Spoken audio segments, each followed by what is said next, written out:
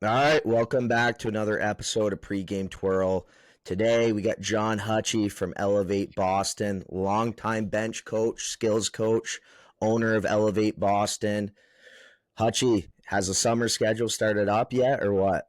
Yeah, we just started underway last week. A lot of guys are coming back into town. A couple guys have been skating since early May, but a lot of our guys are back. Junior guys, pro guys, college girls, all those pro girls. They're all starting up, and then our official summer kicks off next Monday. So starting to get cranking in here.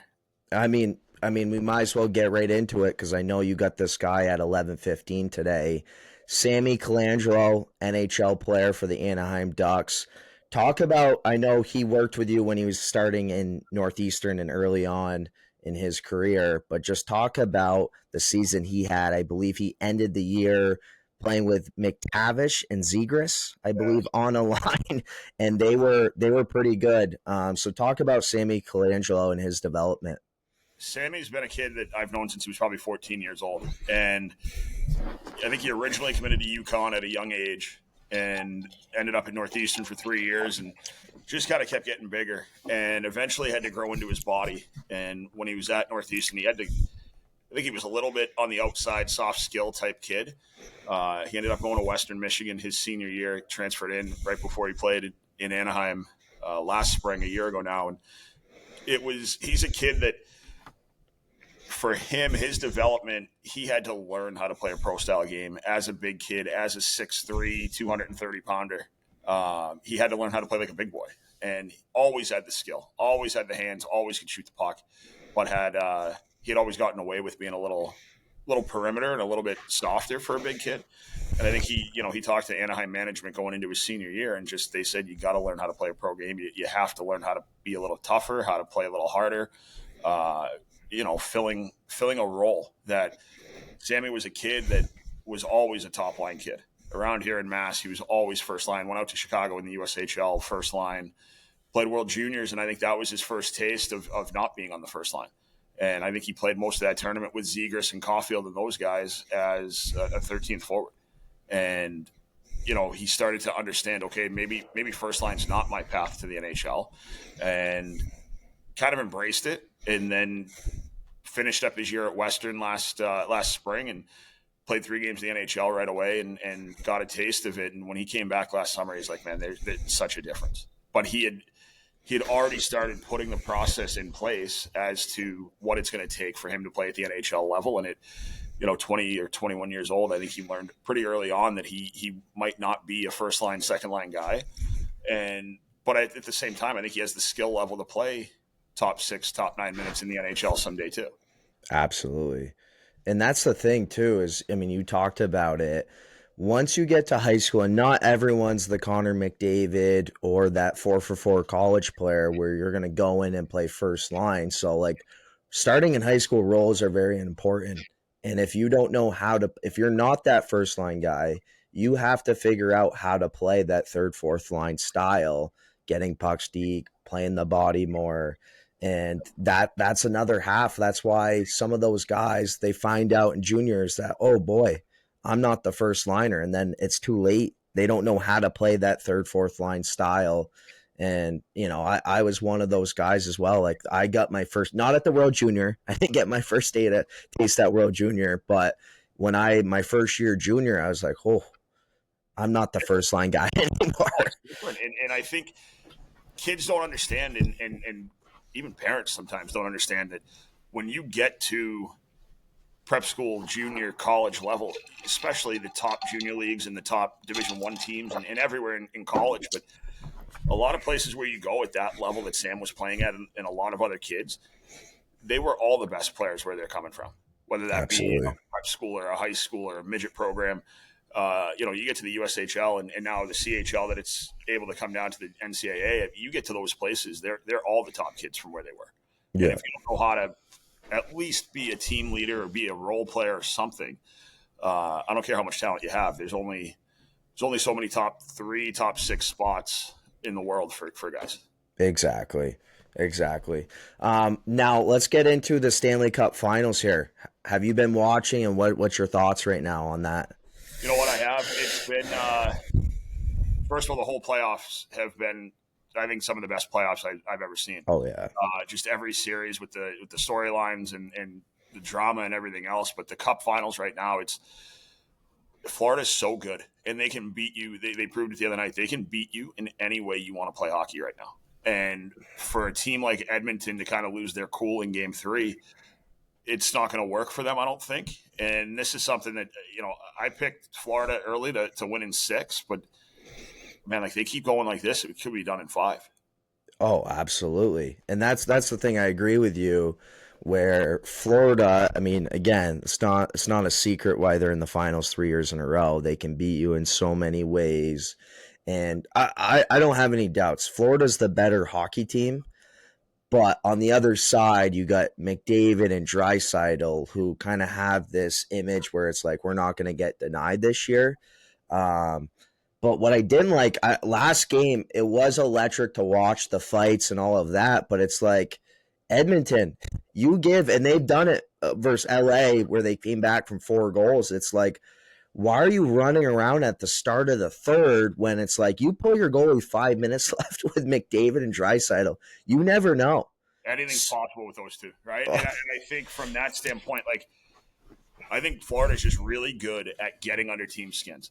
Like you look at their lineup, and they've got Bennett, and they've got Tkachuk, and they've got Marchand now, and they have guys that can really just piss you off and make it difficult to play. And I think when you put those 3, and even I know there's more on the team, right? But you put those guys in a pressure cooker environment, and then all of a sudden you're pissing off Corey Perry and Evander Kane, and they can't control themselves, and they got guys running all over the place. Like that's going to get inside McDavid and Draisaitl's head as well. Yeah. And kind of, maybe throw a little seed of doubt in there again. Yeah. I mean, you're a successful skills coach, and we're going to get into, the development side, what kids are missing. But like for me, if you're a player watching hockey, and we're going to get into this as well, that I don't think a lot of kids are watching hockey nowadays. But if you're a guy watching hockey, for me right now, a guy that I think everyone should be watching when we talk the role side of things, the way he competes, the skill on him, his hockey IQ. Sam Bennett has been unbelievable to watch in these Stanley Cup playoffs, and it's leading hockey experts like Biz Nasty saying that he should be making 10 sheets a year with his play. I think you're paying at that point. A lot of guys make their money in the regular season, right? You look at a guy like Mitch Marner, who has made a ton of money and is electric in the regular season. Then he gets to the playoffs and he always struggles, right? It's hard to play against, or it's hard for him to play against these teams in the playoffs. And you look at a guy like Sam Bennett, like he finds a way to continue to elevate his game every single postseason. And this is a guy like I saw, I forgot about it. I forget where I heard it, but I forgot about it. He 0 pull-ups at the NHL Combine his draft year, right? Like you think about stuff like that and you think, okay, this kid was an 18-year-old kid. And now to see where he is, 10 years later or whatever it is, he's a gamer. That's the only way to describe it, right? Like he's a gamer, and in big game situations, he's showing up, and man, he's been incredible for 3 years in a row now. I know. Constantly being a massive pain in the ass to play against. Yeah. I mean, he's got a goal. I mean, it's the same thing with Marchand. I mean, that guy, when the game, the bright lights turn on, he is just unbelievable. And I thought for sure, like when he left Boston, I watched him play, and obviously he had 3 big-time injuries that he was dealing with in the offseason, so obviously it's natural for him to be a step behind, and he's 36, 37. But I watched him play live, and I was like, Marshy's kind of lost it a little bit. And these playoffs, I mean, he's found his game, and he's been unbelievable. Like, right now for me, I still think no matter if they win or lose, they're probably going to give it to McDavid again. But for me, for Florida on their side, I think it's Bennett or Marchand, the way they've been playing, especially in the Cup final. It's those two, and if you're really looking deep into it, like look at a guy like Nate Schmidt, and I know he's going to get talked, but like people are going to think we're crazy bringing his name up, but man, he's been unbelievable on the back end for Florida. Yes. I think a point a game, or at least in the Cup finals, I think he's a point a game right now. And like they just have so many guys, and it feeds off of Bennett and Marchand, and obviously being in Boston and seeing Marchand for so long when he was here, he's another guy that, like you said, man, those bright lights turn on, forget it. He just won't be denied. And I think he has kind of a bit of a chip on his shoulder right now with the way things ended in Boston, Yeah. as a kind of way to say, hey, I'm going to prove something here. Like, I Yeah. might be older and a little gray in the beard, but I'm still good. And I'm still going to prove myself. And he's another guy that just thrives in those situations, man. Like, you put him on the ice in a tough environment, or things are getting out of hand on the other side. He's matured so much since when he was younger here in Boston to where he is now, and just watching him be able to really just get under guys' skin and not give them a chance to ever come back from it. Right. And listen, we're saying this now after game 3 and game 4, I think it's tomorrow night. And it's still Edmonton. It's still McDavid and Draisaitl. You never know what can happen. And I don't want to talk like the series is completely over and too far gone, but you got Stuart Skinner in net, who's been so hot and cold for 2 years now. And nothing seemed to go right for Edmonton in game 3. And even game 2 was, a tough one for them. And I think it's a situation where you can't give Florida a chance to beat you up like that. No. And they No. continue to do so. Exactly. And that's the thing is again, like you said, they can beat you in so many ways. And so Edmonton, for me, it's like those depth guys, not McDavid and Draisaitl, because they're going to bring it, but those depth guys like Evander Kane, and now like Shaq Hyman's out of the equation. So those depth guys, and Worm has been unbelievable too. He's a guy that we got to mention. 40 years old, and what he's doing, like his hockey, and we're going to get into this, hockey IQ with something that's missing. That guy, what allows him to do what he's doing right now is his hockey IQ is so good. And it should show, again, kids, if they're actually watching hockey, should watch this guy and be like, okay, he's not moving that well. He's 40 years old, but he is so smart that he can still play at that level. And he's a great guy. But before we get into, what you're doing and some focal points with a lot of these, I mean, look at the wall behind Hutchie, the college and pro guys that you're working with. Let's get into you during your bench coaching days. Run me through a sneaky fun fact about the Hutchie Bear is he won a Natty championship with the 18U River Rats. So kind of take us through that team, who was on it, and take us through that run. Who'd you end up beating in the Natty? So that was 2012-13. Neponset Valley River Rats, we were a split season team, and we had kids from all over prep school hockey, and they'd play kind of late August to early November with us, go back to their prep school teams, and then came back for nationals in April. We were just, honestly, we were a good team from the start. Those guys came together as a group, and we look back, and I think it's 12 years later now that group chat still goes off every now and then and buzzes, and it's it was a group of guys that I think we had 13 guys go Division I. We had one NHL pick on it that kid Nolan Veazey played at UMaine. He never played in the NHL, but played in the East Coast and American League and a little bit overseas. But yeah, we had a lot of guys that ended up playing D1, and I think what helped those guys, we talked about it earlier, is the depth in the roles. And each guy was the best player on their prep school team. And they came in, and there was no egos at the door day one. They understood, hey, not everybody can be a first-line kid here. And we had guys like Nico Rufo that went on to win a national championship at Providence a couple of years later on that team, and kids who went on to Cornell, and this guy Derek Barach is still playing overseas in Finland. But we got to nationals, and back then it was a 5-game tournament, I think, or it might have been 6. But we went 2-1 in the round robin. We were 2-0. We ended up playing Mid Fairfield in game 3, and they had to win to stay alive, and we had already advanced, and we got our asses kicked. Like, we lost 5-0 in the third game, but it was probably the best thing for us. Like we went back to the hotel and kind of had a quick team meeting and said, hey, we didn't come this way to get blown out and then lose in the quarterfinals, right? So we ended up playing, move on to the quarterfinals. We played Team Comcast in the quarterfinals. We were up 3-1. About 10 minutes left in the third, they tied it up with. They ended up tying it up with like a minute left, and went to overtime. And one of our fourth line guys scored the game winner.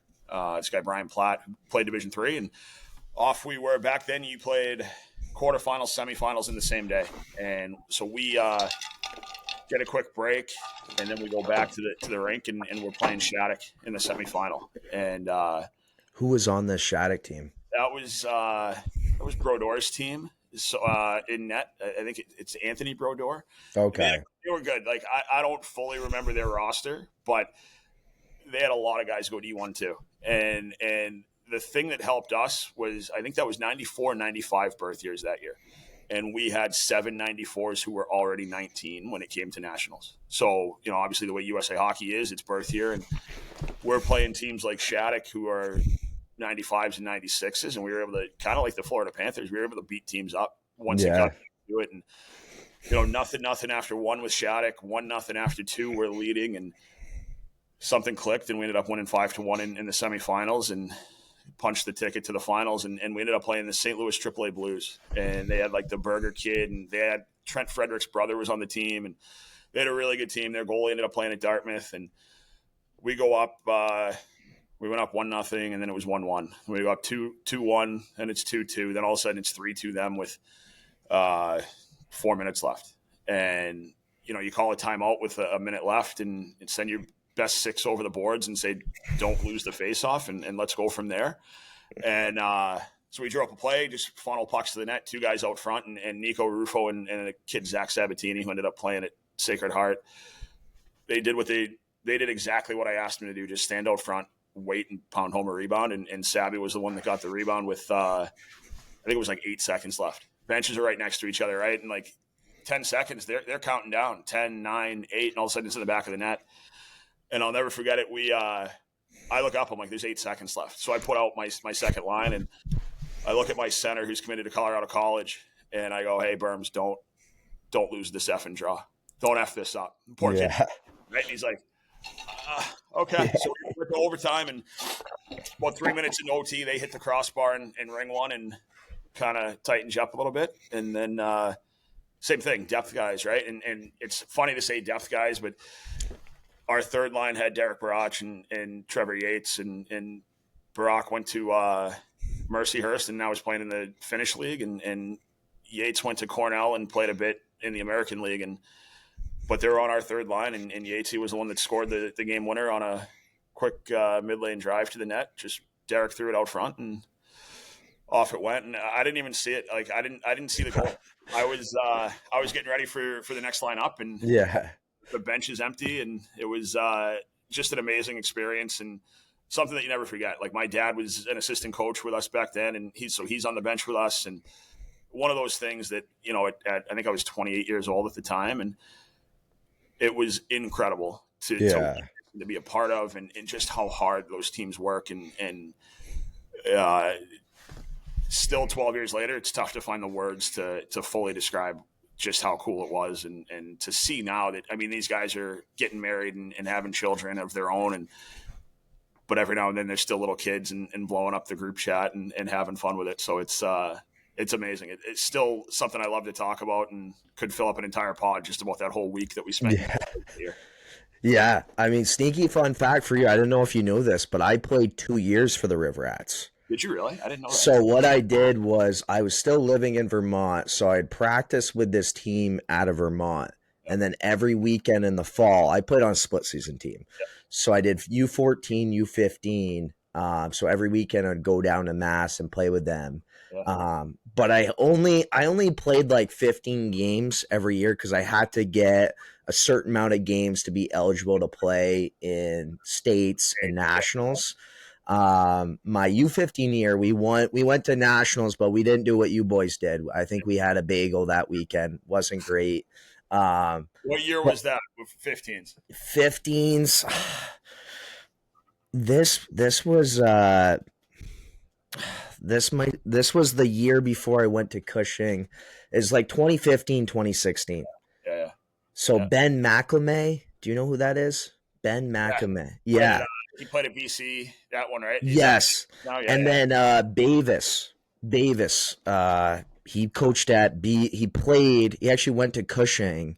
Okay. And he was the assistant at BU for a few years. So we did have a legit staff there. But yeah, I mean, going into the skill side of things, obviously everyone's path's different. Everyone has different focal points they need to work on in the summer. But overall, big picture here, from you working with guys from pro to youth, what is the biggest thing that's missing in the theme of players in this generation? When you talk about kids who are, I'll use 10 to 14, 15 years old, for example, right now, and it might even go a little bit higher to 17, but the biggest thing that I see is the missing game sense in kids. And you can call it hockey IQ, you can call it whatever you want. The thought process, that to me is the biggest missing piece to so many kids right now. And I think it's, and we can go back and forth and talk about this. To me, it is the lack of kids just sitting down and watching hockey, like watching games on TV. Because that, to me, that's where you learn so much. You go back and listen to Wayne Gretzky talk, and his dad used to have him just trace out on a blank piece of paper where the puck was going. And I'm not saying every kid needs to do that. Not every kid's going to be a Wayne Gretzky. But just being able to watch and see plays develop and see where guys go on the ice. And it's to me, it's such a missing element right now in the game. Every kid, you go out anywhere at any sheet of ice, you have 10-year-olds that can pull off in Michigan, no problem. But can they get themselves into a soft area, soft spot to be available, or puck support lane? Or that's where kids are struggling right now.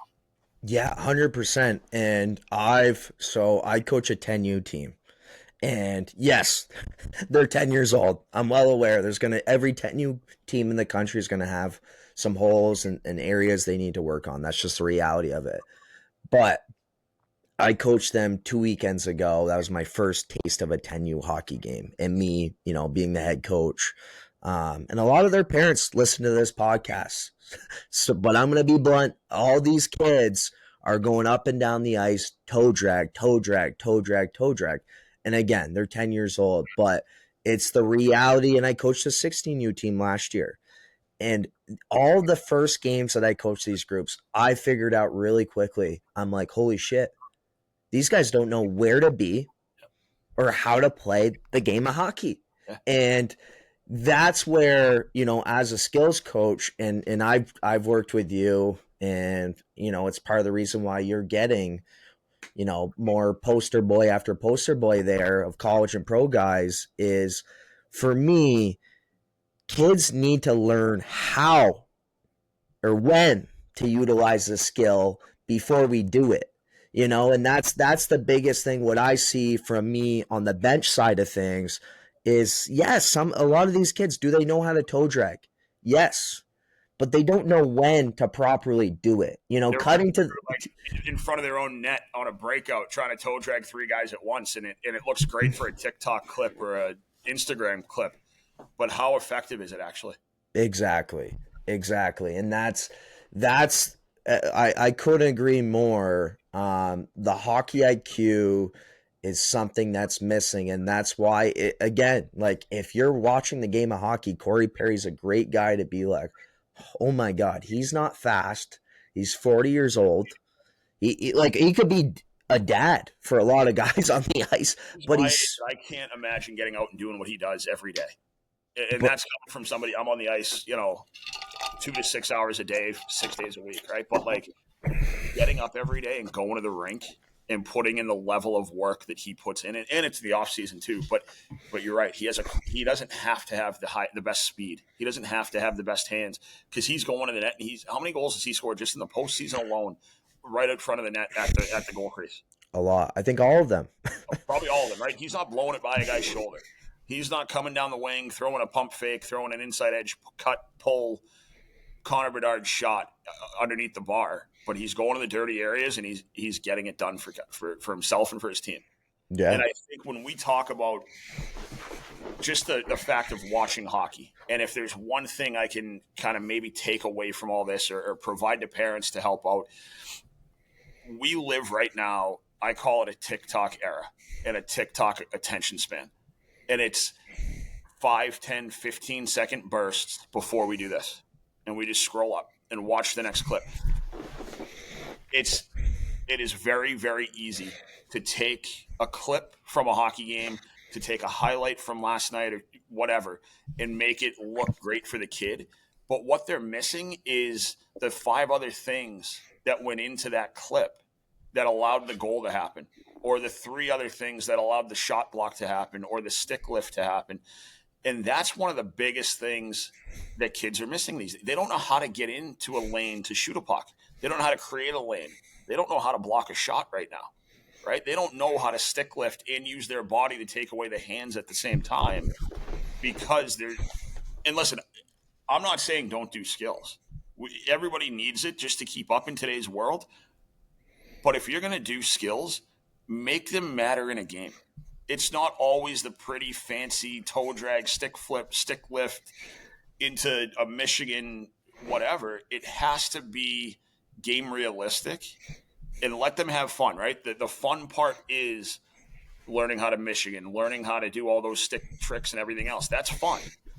But make 35, 45 minutes of your skill session matter when it comes time to play a game. Whether you're 10, 20, 25 years old, whether you're Corey Perry still playing at 40 years old, your skill sessions have to matter and have to translate into how you're going to play 95% of the time. Exactly. And that's why for me, and again, you're a skills coach and I'm doing, team practices. So it's more of a team, theme for the focal points. But for me, for all of my practice, the year and a half that I've been coaching, I do game situations and mini games. And if it's a drill that's going into a game situation where they can learn, okay, this worked, this didn't work. And for me, that again, like you can be the guy with the most skill, but if you don't know how to utilize that skill, it means nothing. It means absolutely nothing. So like for me, if as a behind the bench coach, I'm like, if you want to work on, toe drags or whatever, the skill part, like, hire, go wherever, but like from a team standpoint, I just, again, it's so lost and, it's great for you. And I'm in Vermont. Vermont hockey is still growing. It's nowhere near the hotbed of Mass, what you're in. So it is natural for there to be more holes.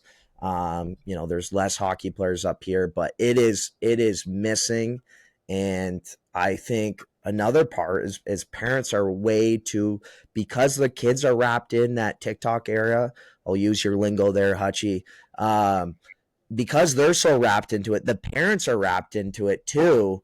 And they're so focused on, skill practices. And it's like, that's not going to help you come game time. Skills to me should be building. Kid comes here, for instance, and gets a 55-minute private lesson. It should be skating. It should be puck handling. It should be shooting technique at any age. I don't care how old you are. Like some of our pro guys are coming in, like you said, at 11, 15, and we're going to do 20 minutes of today. It's going to be hands work, but not in the figure 8 patterns and all that. I mean, just catching pucks. Catch pucks on your forehand, get it to your backhand, make a pass. Catch a puck on your backhand, get it to your forehand, make a pass. Catch a puck in your feet, get it up to your stick, right? Like, those are the things that when we talk about teaching, building a complete hockey player, I'll go from there because you're talking about parents right now. If you're going to build a complete hockey player, one, let them be a kid. I don't care how old they are, let them be a kid. Even at 15 years old, you can play at a Mount or a Shattuck or anywhere else, and you can be elite. They still need to be a kid in the summer. They don't need to be at the rink 8 hours a day. Let them get their skills and their workout in, and then let them go fishing. Let them go hang out with their buddies. Let them go stay out of trouble away from a rink. But for a 9, 10-year-old kid, let's start building the basics of skating foundation. Give them proper edge work. Give them a proper stride mechanic. Start to teach them where their hands should be when they're stick handling and shooting pucks.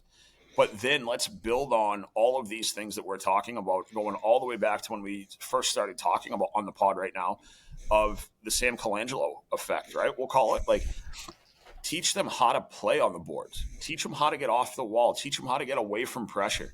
Teach them how to get to a soft area and be available. Teach them how to support a puck. Those are the things that if you're going to spend the money on a skill development instructor or skill group or a private lesson, make sure your coaches are going to teach you those things too. because you can make a kid look amazing, and that skill coach can make their players look amazing to get 20,000 views on Instagram and 500 likes and gain some followers. But is that really helping the kid? And we don't post a ton of the kid stuff on there, like for a couple of reasons. But some parents just don't want their kids on Instagram and all that stuff. But you have to create building blocks, and you have to create milestones for kids. And like you said at the start, not everybody's path is the same. But when you go up and start making these adjustments and start creating and developing, you still, to be an elite player, you still have to be able to skate. You still have to be able to handle a puck. Like, you still have to know where to go on the ice and watch hockey. You're going to learn so much more taking an hour a year night to watch a period and a half of the Stanley Cup playoffs and just watch than you ever will scrolling your phone for an hour and a half.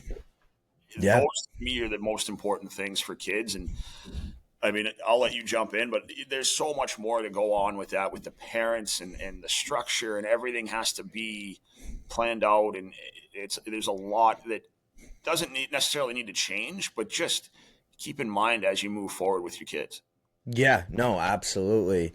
And I also feel like, those third, fourth liners in the NHL that you think they don't have a ton of skill on them, a Pat Maroon or some of these guys like that, where people are like, oh, this guy, how is he playing in the NHL? He can't skate. He can't, handle the rock that well. But it's like, what he knows how to do? It's play the game of hockey. And that's what's led him to have success. And again, it comes down to watching and recognizing these types of things.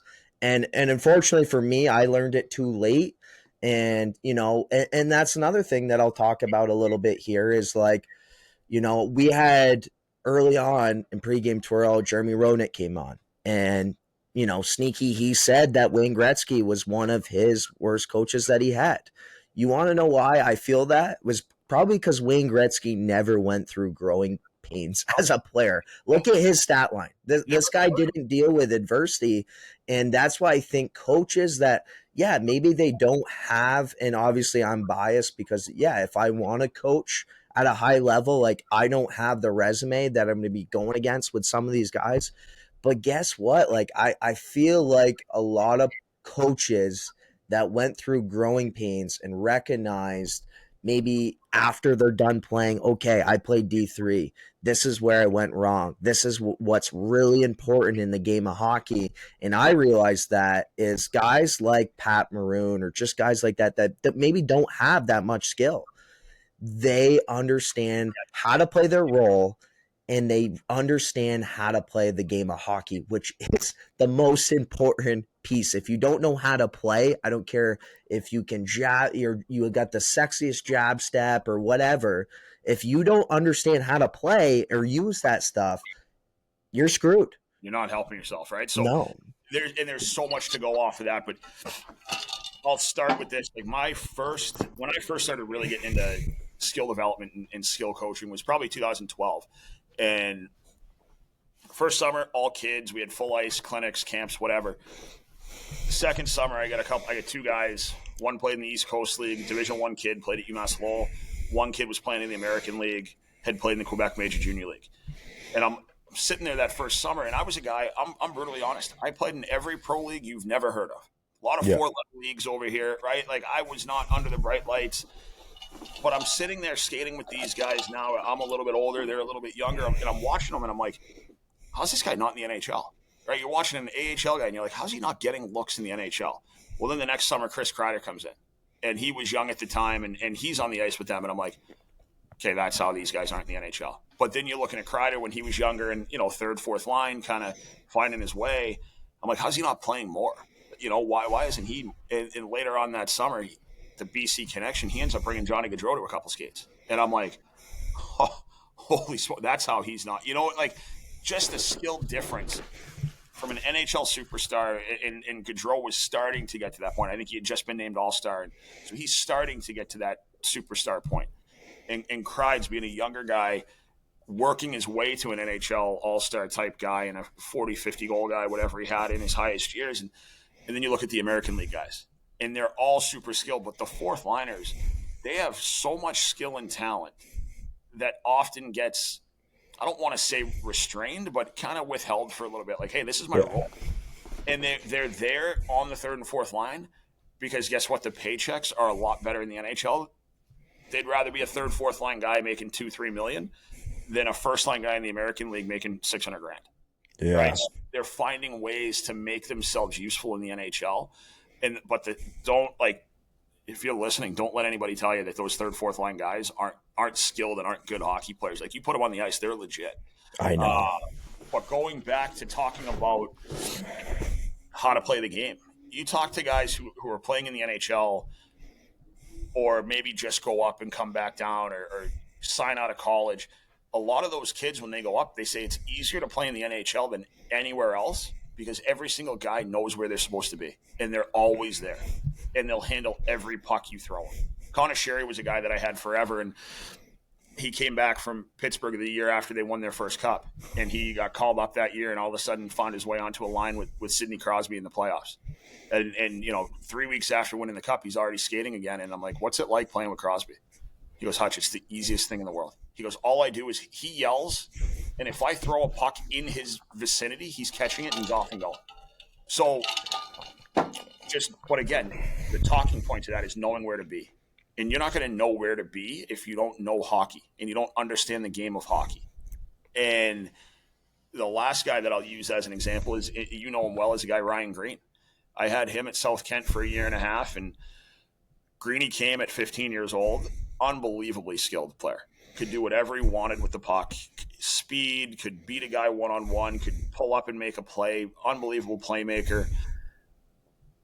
Defensive breakouts, that kid was a nightmare, right? Like, he's playing center, and we're trying to preach low and slow out of the zone. That kid's at the far blue line waiting for a pass. Be like, how come I didn't get the puck? I'm like, Greeny, where are you going, buddy? So we took, out of the year and a half that I had him, just about every Tuesday, he'd come into the office whenever he had an off time from school, and we'd go over 8 to 10 clips just of him in the game from that previous weekend. And hey, you know what? I'm tipping my ball cap to you, because when I watched him play college, his two-way game right now is very, like, he was an unbelievable two-way center. Unbelievable at BU. When he left, he left halfway through 16U year and went out to Green Bay in the USHL. But man, when he left, he had gotten so much better at it. And obviously, there's a lot more development than just what I put into it with him. But when he left, he was a lot more ready when he left than when he started. And he learned as the years went on, how to play, and guys kept hammering home, stay low, stay available. And you watched him even in the couple games in the NHL that he played at the end of the year, like, he's underneath pucks. He's in the right spots. He's supporting pucks. And those are the little things that I think often get lost in just how to be a hockey player, how to think and how to support. You'll have more chances if you're just supporting a puck and your winger fumbles it off the boards and you're just there to support. You'll have more chances grabbing that puck and making a play than if you're the knucklehead far blue line waiting for a home run pass. Yeah, I know. It's Greeny. I can't wait to see how he does in the Windy City. He is so smooth. But the last question I'll leave you with, you look at all the players on the wall behind you, the pro guys you're working with. You're working with kids, men, women at every level. How rewarding is it as a coach to see those players move on to next levels, playing pro hockey? Like, for me, I got an early taste of it. Like, I was coaching a 16U team out of Vermont. We went to regionals and we were playing in tier 1. First game I played mid-Fairfield with 6 players.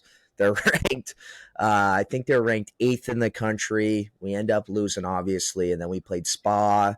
And then I believe we played Providence Hockey Club. And we ended up coming away with regionals with a win, which not many Vermont teams do.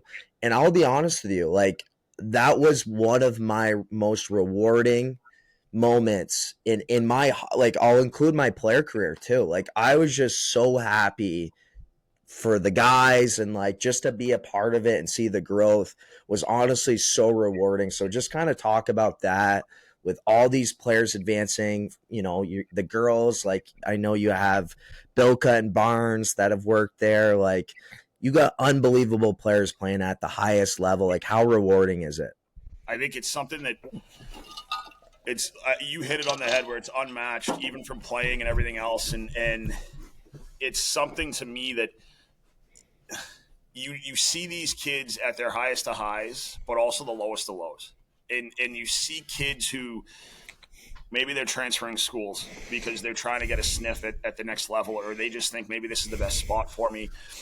Then you see them succeed wherever they go. And then you see them all of a sudden, like you just said, playing at the highest level and scoring their first NHL goal or getting their first NHL point and winning a national championship for Bilka and Barnes at Ohio State and winning Olympic gold. And it's to me, it's the most rewarding part to this job, and it's not even close. Just because you know how much work goes in behind the scenes, right? Like even when you're coaching, you know that the pinnacle of reaching that national championship win, nobody sees all the work that went in behind the scenes. So you look at a kid like Sammy Colangelo, who goes up last year in April, leaves Western, goes to the American League, plays 4 games in San Diego, and then all of a sudden I get a text, hey, I'm playing tomorrow night in LA or against LA, whatever the first game was. You're watching it, and then he scores in his first game. And it's just like I woke up my neighbors, man, yelling. You know what I mean? Like you're just so excited for these kids. And even the guy behind you, Cam Lund, like you see him go up at the end, and you know Lundy really well, and so you've seen his development path. And I had a brief stint with him, helping him out when he was at Northeastern last year. And you watch these kids move on, but you see all the work that they put in, and that to me, you just get to be a small part in their development. Like I will never stake a claim as being the sole reason why any of these kids move on to the highest levels, but just having a small bit of help to these people is what is there's no words that can describe how cool it is and how awesome it is to watch them move on and play at these highest levels. No, absolutely. And I'm glad you don't and you handle the kids you have, and the way you support them is awesome. And I personally, a pet peeve that I have with coaches, and you said it towards the end, and skill coaches, is when a guy goes play pro hockey and then they're posting on their social media, hey, like this guy, yes, I hate that. I can't stand it. Where it's like all the kids, especially here in Mass, they all skate everywhere. Everywhere. Like, they skate with me. They skate down the road. They skate with Adam Oates. They skate with John Lodge. Like they're skating everywhere. And what you have to do is you have to find a way to make everybody work. Like it takes a village to play in the NHL or the PWHL. It takes a village of people supporting you as a player to get you to those levels. And you just have to find the right people that actually help in the best way possible over anything else. That's the biggest thing. Like if you can put 5 people together who will, and I'm not saying go out and get crazy and have a skating coach and this and that. Like find 5 people that are going to help you, that care about you. They don't care about themselves more than you as a kid and as a player. Like if Absolutely. you care about kids, that's when they might play 4 years of prep school hockey and that's it. But that coach that cares is still going to be happy for you and build those relationships. Though that to me is the coolest part, is just having the relationships with these guys and girls that you have. And you know more, you know just as much about their personal lives and what they're going through and how their days are going as you do what's going on the ice. And those are that's the rewarding piece to all of this. Well, Hutchie, this has been an unbelievable pod. I mean, if I'm a listener or a viewer, I'm shooting 100 pucks after this. I thought it was motivational. We mixed in some humor. But I really appreciate you coming on. I know you got Sammy Colangelo coming in at 11:15. Tell him I want 50 tucks. Not one of them is on the Habitants or the San Jose Sharks. But man, you never know. But I appreciate you coming on, and I'm sure we'll get you back on Pre-Game Twirl soon. Absolutely, man. Anytime. Thank you.